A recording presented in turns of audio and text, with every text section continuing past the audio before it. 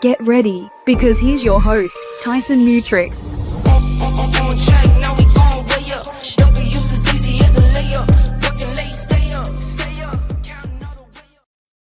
Welcome back to the Guild Live Show. I'm Tyson Mutrix, and today I've got a really good one. We're going to talk about values first. We're going to be talking about getting discovered online, which is really important to people. Slide killer. We've talked about it before, but it's been beefing up quite a bit over the last few months. Leadership mastery is another one we're going to be covering. And then I've got a little video that we're going to cover as well. So we are going to get started here first with values first. And this one is how to seemingly make an impossible leadership decision. This is one from Harvard Business Review. And I wanted to bring this one up because we are always being faced with what seems like impossible decisions sometimes. It can be really, really difficult. And whether it comes to,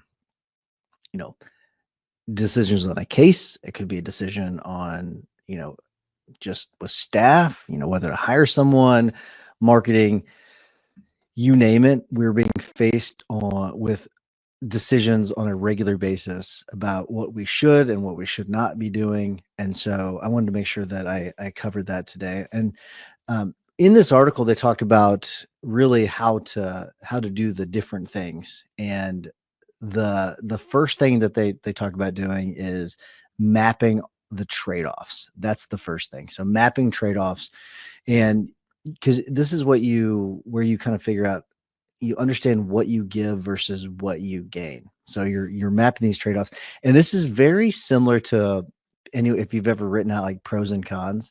That's really what we're talking about, writing out the pros and the cons, if you've ever done that before.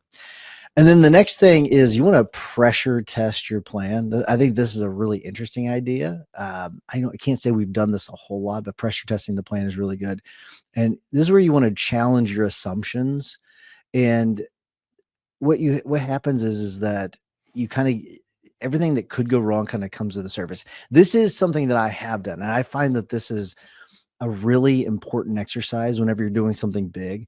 One of the things that we do whenever it was the conference is I'd ask Becca, I was like, well, what are some things that could go wrong? Asking that question, really, really important, because then you can plan for those things. So what are some things that what are some things that we think that could go wrong? And then you figure out what to do about those things in case they do pop up. So it's a really, really valuable exercise.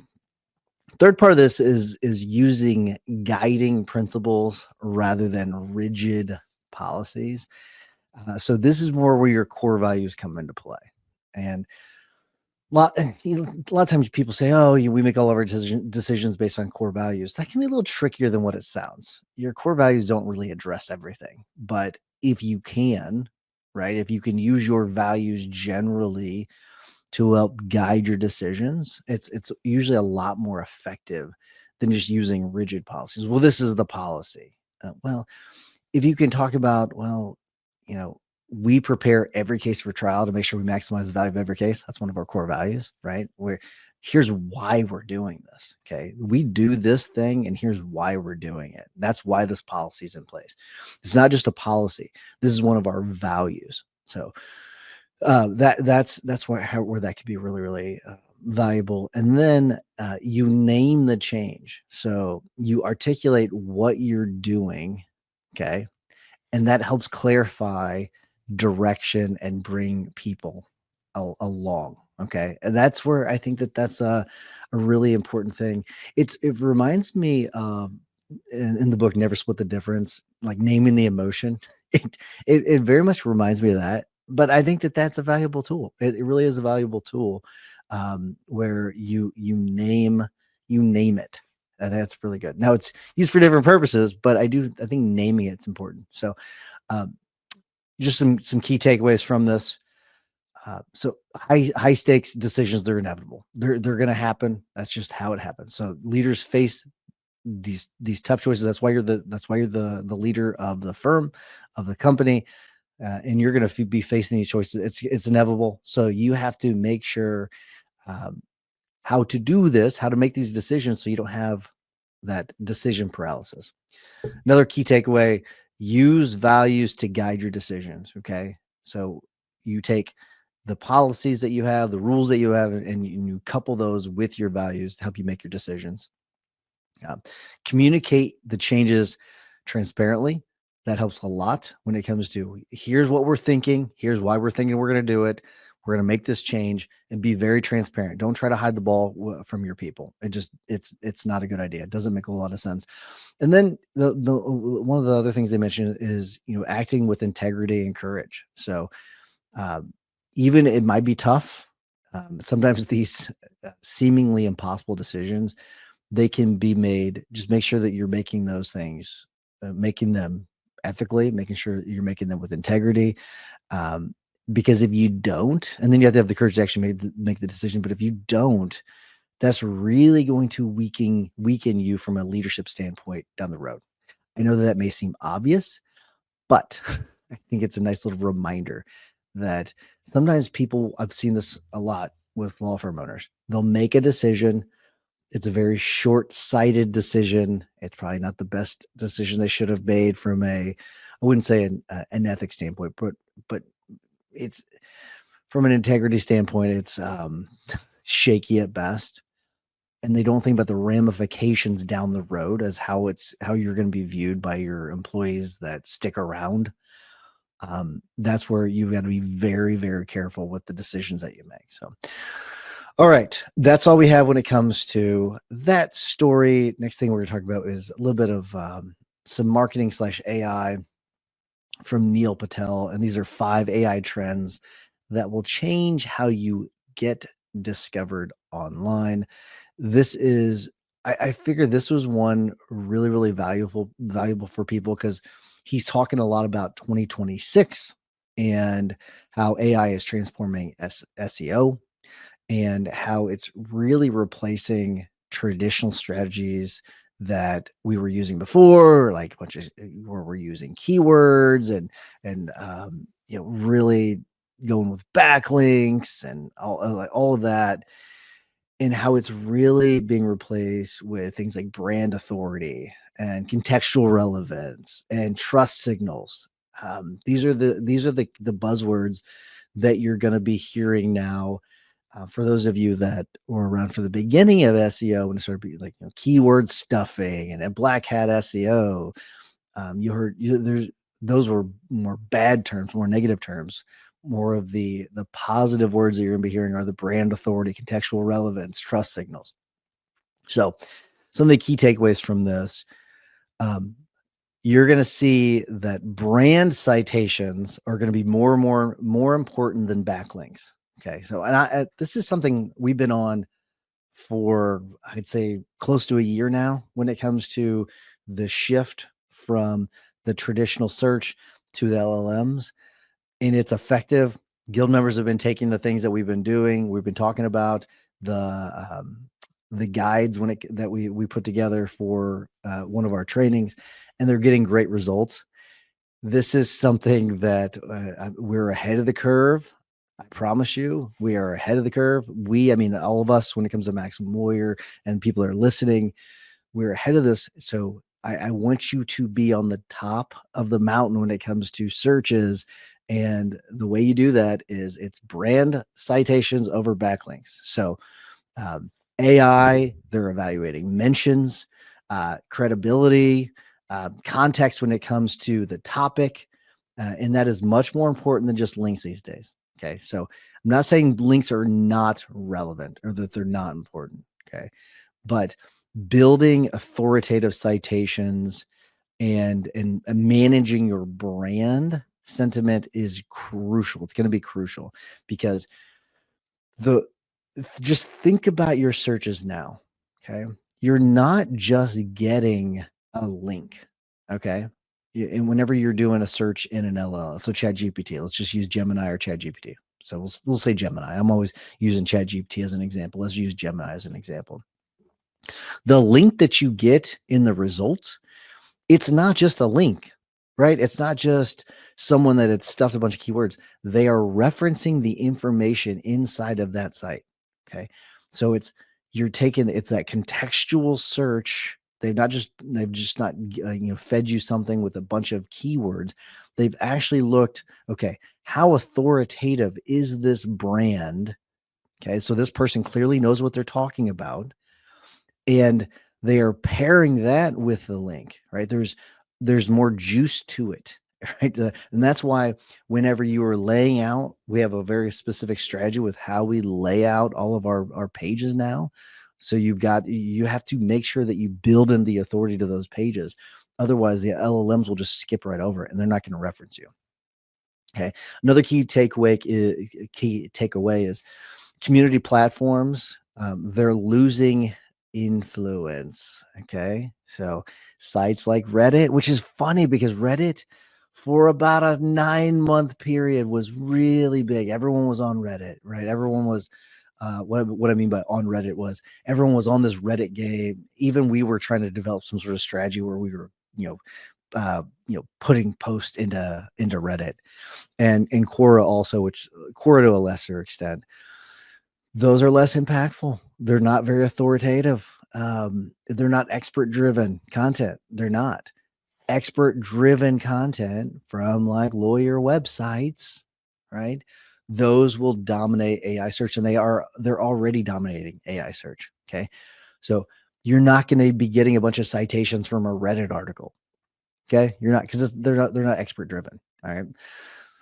That does to some extent worry me a little bit about the Avos of the world those could pop back up and become the leaders. I'm just saying it could happen. I hope not. I really hope not, but just know that's something that's completely possible. Another key takeaway, LLMs, they are they're like transaction endpoints. So things like ChatGPT, Gemini, they're going to be able to start to handle those purchases. I talked about this last week, and they can schedule appointments, right? And they're going to be able to make that. They're going to make that website traffic less critical. So as you see all your traffic go down, okay, you're going to have to optimize for the on platform conversations that the potential clients are having with themselves. Okay, that's what you're going to have to address. Don't fully have that developed yet, and I don't think anyone does at this point. But it's something you have to start thinking about, right? Really, really important, because you're not going to have the ability to design. I mean, you have the ability all you want to design how you convert from your website and all that, but is it really going to matter? It's going to matter a small amount in the next 5 years, very small amount. You're going to have to figure out how you're going to convert from the platform that they're finding you in. Okay, really, really important. Fourth thing, AI ads are going to disrupt organic visibility substantially. So paid placements are going to increasingly dominate AI search. It's just going to happen. Okay.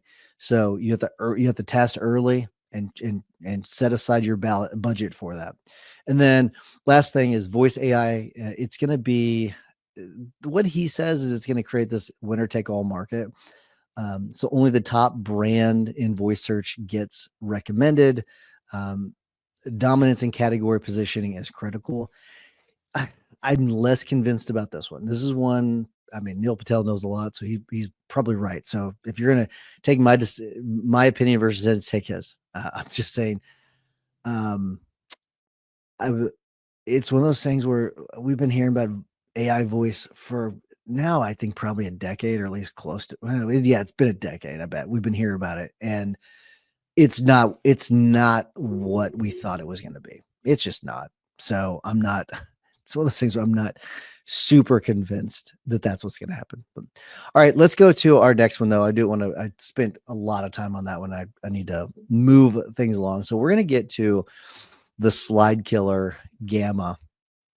And so what's important about this is their founder made a post on X this week about all of these new features that they have. There's an article that came out on Monday from TechCrunch, and Gamma, they just hit a 2.1 billion valuation, which is pretty astonishing. There's money flooding into it. And if you've not used Gamma before, what they do, what it does is it creates presentations, websites, interactive content like PDFs that are very interactive phenomenally well. And without it, you don't need any design skills. You put in the information. You could even just prompt it, by the way. So this is where it's really scary. When I've used it, what I use, I put the content into it. So I say, here's all the information, and it will design all the slides for me. Really incredible. When I'll use this as a plug for the survey. So maxwellsurvey.com. So the state of the firm survey, we did it last year for the first time. This is the second year we're going to do it. I took all that data and I plugged it straight into Gamma, and Gamma created the slides for me. All the tables, the charts, everything. Boom, click of a button, done. Matter of seconds. Really impressive. If you don't have data, you could just say, create a presentation on how to, um, do SEO in an LLM world. I don't know, whatever you want to call it. And it would create the slide with all the content, everything you need to teach it. It's very, very, very, very impressive. It is though positioned itself where it's going to overtake PowerPoint. I'm just telling you, Microsoft has a very, very deep hold in the market. However, what it can't do and what Canva can't do, Canva was the early one on this, where Canva, the docs to decks, where you put an outline in and it creates your decks. Not great. It was not great. It was okay. It was not great. Gamma, I'm telling you, with zero editing, it could have it done for you. And you can have your own brand templates, all that kind of stuff. Zero editing. You could plug it in, good to go. Microsoft can't compete with that right now.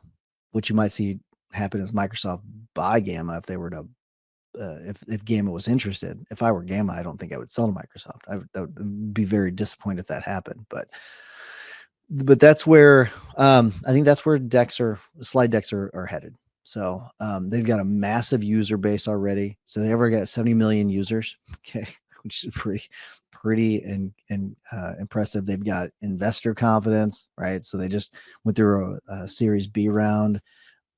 I think 100 million. I don't know what it was. 100. I think it's hundreds of millions of dollars, maybe $100 million, but a lot of money.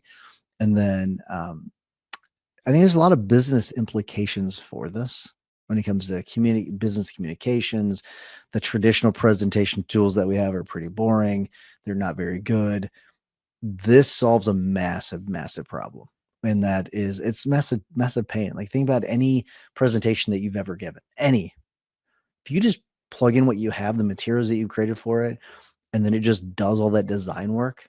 I know that I've done presentations before where I spent more time on the actual slide deck than I did on the actual presentation itself. So this solves a massive, massive pain point. So there's a great amount of efficiency gains when it comes to this. You have a competitive edge when it comes to how your slides look versus others.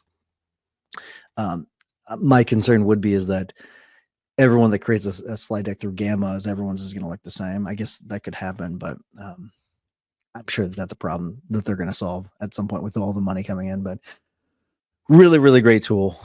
So highly recommend it. No, we don't get paid for that. It's not like we get any affiliate links from that or affiliate money. I think it's a great product. So, all right, let's get into leadership mastery. This is a fun one. I don't know who this person is. I've never heard of this person, but it's a cool article that we found. Wes Kao. So it's KAO. How Wes Kao coaches founders to influence, lead, and get what they want. I think all of those are very important if you are a law firm owner or if you're just a lawyer in general. I think those are super, super important. So this is one, it's really good because what they do is talk about how to make decisions, influence your people, and really lead people in ways that don't have as many of the negative side effects.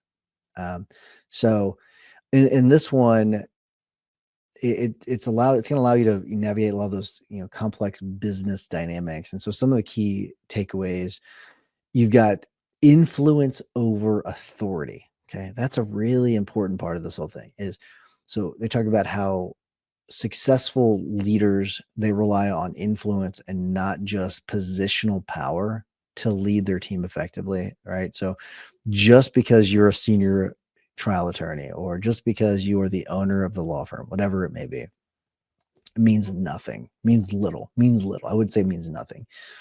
Just because you're in that position doesn't mean that you should automatically assume that they're going to listen to you, right? You have to, they're watching, your people are watching you. They're seeing how you work, how hard you work, and you have to use influence, right? As opposed to your power. So you have to get to understand your people. You can't just, you must do this because I am this.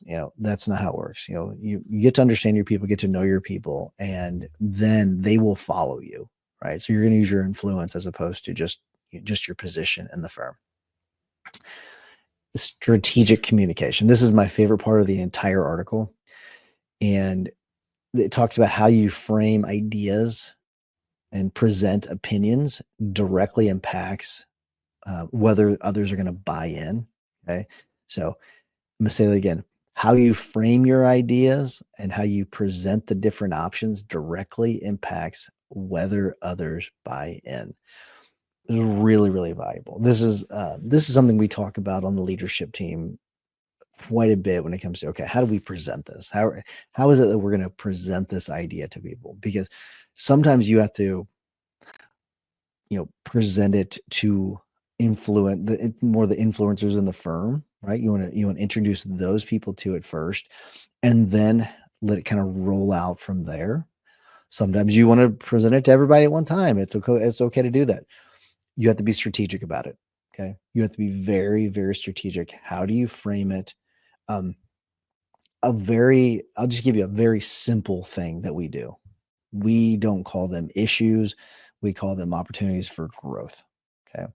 That's a framing. That's just a very simple framing thing. There's another thing I've talked about this before on the show. I've talked about it with other people in the guild is priming. Okay. So when you are speaking to someone, maybe you have a team member. I'll use myself as an example, and I will never forget this. And I don't know if this is what he intended. I think looking back, I think he did intend it this way. I remember I was on student government in law school, and the dean, I was supposed to meet with someone in the law library, the head of the law library, and the dean introduced me via email and said, Tyson would like to discuss this. He always brings a lot of ideas to the table. And I always think about that. I was like, well, how does he know that about me? But thinking back, I think he was just priming me. So you go in, and let's say you have an employee that's really kind of difficult on certain things. You say, I just really love how you have an open mind. It's just a simple priming technique, and it's strategic communication is what it is, and it's very effective. The third takeaway from this one is decision-making clarity. So if the successful owners, they have to make very clear decisions quickly while balancing input from the team. Okay. So they have to make a very clear decision. This is what we are doing. You have to make it quickly. Okay. And you are also at the same time, you're doing it while also balancing the input from your team. Okay. And they specifically talk about stakeholders, not just your team as a whole. So the more influential people on your team, those are the stakeholders. Those are the people that you're really going to focus on. Okay. Fourth part of this, negotiation and persuasion. So the effective leaders, they can negotiate the outcomes that serve both the business and its people. This is it's interesting because I had this conversation with a team member yesterday about, kind of balancing my time versus the team, right? So it was kind of a negotiation to a certain extent. Many times we're in negotiations and we don't realize it. You have to realize that many times, usually you are in a negotiation. So you have to be very, very careful about that. And then self-awareness. So this is this is really, really important. And this is probably one of my weak points, probably, is just self-awareness. Leadership starts with understanding your own tendencies, your own biases, your own triggers. Sometimes I can avoid that. I'll use the word avoid. Sometimes I will avoid that, and I should probably do a much better job about the self-awareness part of it. I think we all can improve on certain things. That's definitely one of mine I can improve on. All right, so let's get into the last topic. We only have a few minutes left, so this is one. I picked a part of this out, eating glass, because it's something that they talk about embracing. In this particular article, it's from firstroundreview.com. I'm not really familiar with that one, but I thought the idea was, I'll tell you the article. But this is why I found it interesting. How to build a company you'll run forever. It's by Zach Cantor. And so he's the founder and CEO of Steady, Stedi. How to build a company you'll run forever. I think that's really just an interesting idea. And Zach Cantor, he built a profitable subparts business, then sold them to found Steady, an API first healthcare clearinghouse company. His philosophy, design your business from the start to be something you live in long term, not just build and exit. So run forever. The key parts of this: so maintain control, not just ownership percentage. It's not what he's talking about. He's talking about maintaining control. There's a lot of founders that have given up majority. I don't know how this really works, but majority share, but they still maintain control. So always maintain control. Really, really important. Embrace eating glass. So doing hard foundational work repeatedly. I find that beautiful.